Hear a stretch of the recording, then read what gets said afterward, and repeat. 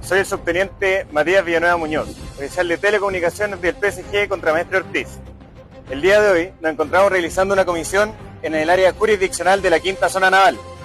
Hemos realizado fiscalización pesquera y control de tráfico marítimo a más de 30 embarcaciones que se encontraban navegando en aguas de nuestra jurisdicción.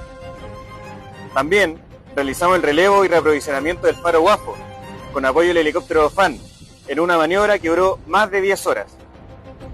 Realizamos mantenimiento a la señalización marítima del área de Chiloé, Golfo Corcovado y Canal Moralea. Finalmente, realizamos mantenimiento a las estaciones meteorológicas en distintas localidades de la zona, como lo es por ejemplo Chaitén, Quellón y Melinca. En el contexto de Semana Santa, estas acciones se vuelven esenciales para combatir la pesca ilegal, salvaguardar los recursos marinos y fomentar un desarrollo sostenible en zonas costeras.